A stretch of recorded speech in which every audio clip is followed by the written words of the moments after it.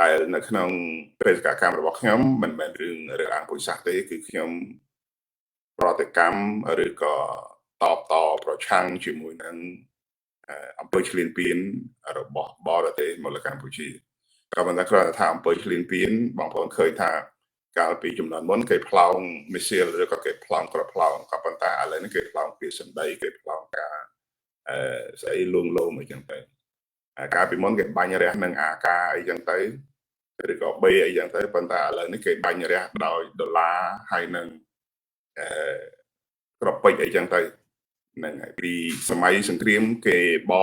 រត់ក្រោះសង្ត្រីចឹងណាដើម្បីចូលឈ្លានពាននៅទឹកដីណាមួយឬក៏ផ្នែកណាមួយបន្ទាយណាមួយជំរំណាមួយ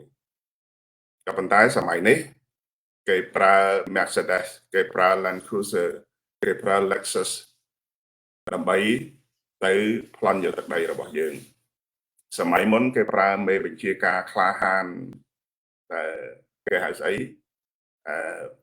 ក្លាហាន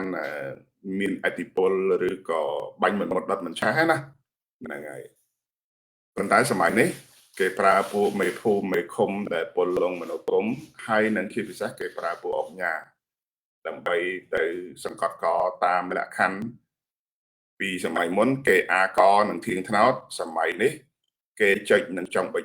អញ្ចឹងណាបងប្អូនអញ្ចឹងវិធីសម្រាប់ជនជាតិយើងជាតិសាសន៍យើងហើយនឹងការលេបល្បាតទឹកដីយើងគេដូរយុទ្ធសាស្ត្រពីសង្គ្រាមបាញ់ប្រហារមកពីអំពើស៊ីសំណុកសុកប៉ាន់ហើយនឹងការទិញដូរមនុស្សតាមរយៈអំណាចដុល្លារអីចឹងទៅដូច្នេះបងប្អូនមើលកន្លែងហ្នឹងទៅបងប្អូនអាចប្រៀបធៀបថ្លៃៗតែដឹងហើយឃើញហើយចឹងណា